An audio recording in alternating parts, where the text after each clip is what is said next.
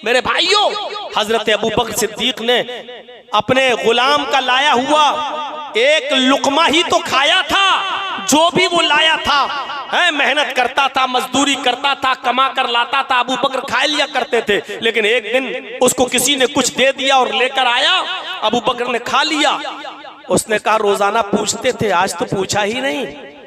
कहा रोजाना तुम मेहनत करके लाते थे, मैं खा लेता था, आज भी मेहनत किए होगे। उसने कहा आज ही तो मेहनत नहीं की है मैंने। अच्छा, तो फिर ये क्या था, कहां से लाए?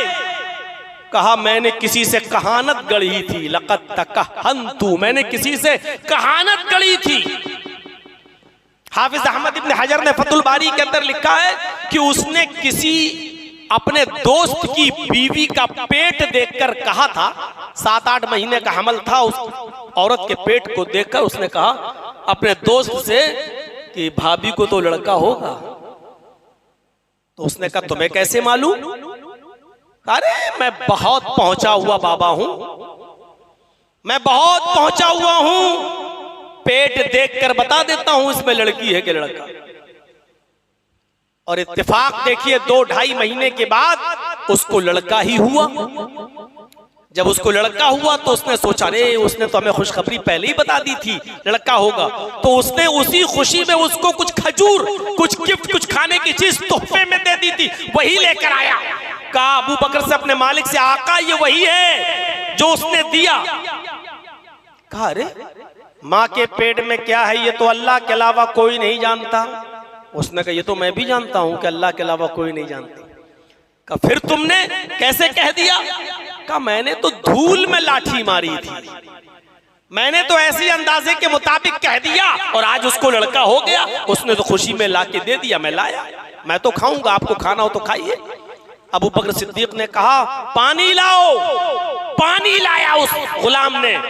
अबू बकर सिद्दीक ने उस पानी को पिया और हलक के अंदर उंगली डाली और कै किया, थोड़ा सा निकला। फिर पानी पिया, फिर कै की, फिर थोड़ा सा निकला। फिर पानी पी, फिर कै किया, फिर थोड़ा सा निकला। उस वक्त तक पानी पीते रहे और कै करते रहे जब तक कि यकीन नहीं हो गया कि जितना मैंने खाया था वो सब का सब निकल गया होगा। और जब यकीन हो गया कि अब निकल गया होगा, तब क्या कहा उस गुलाम से, हराम का जो एक लुकमा खाता है अल्लाह रब्बुल आलमीन उसके दिल पर एक स्याह नुक्ता बिठा देता है। स्याह नुक्ता, एक स्याह रंग का धब्बा सा एक नुक्ता रख देता है। अगर वो तौबा कर लेता है तो वो नुक्ता मिट जाता है, और अगर वो तौबा नहीं करता तो स्याह रंग का वो नुक्ता धीरे धीरे फैलता जाता है, बढ़ता जाता है, फैलता रहता है, और एक दिन आता है कि पूरे दिल को स्याह कर देता है, पूरे दिल को काला कर देता है। और जब इंसान का पूरा दिल काला हो जाता है तो फिर उसको इस बात का एहसास नहीं होता कि मेरे पास ये रोजी जो आ रही है वो हलाल की है या हराम की है, हलाल की है या हराम की, आने दो, जहां से भी आ रहा है आने दो। फिर यह एहसास सोचने और समझने की सलाहियत मफकूद हो जाती है, उससे सल्ब कर ली जाती है, छीन ली जाती है। फिर उसके बाद वो ये नहीं सोचता कि ये रकम, दौलत, माल, खाने और पीने की अशियाए खुर्दोनोश हलाल की है या हराम की, वो ये सब नहीं सोचता है। क्यों? क्योंकि उसका दिल काला हो चुका है। इस वाक़े की रोशनी में हर मुसलमान सोचे जो यहाँ बैठा है, हर मुसलमान तसव्वुर करे कि हम कैसे लग रहे हैं।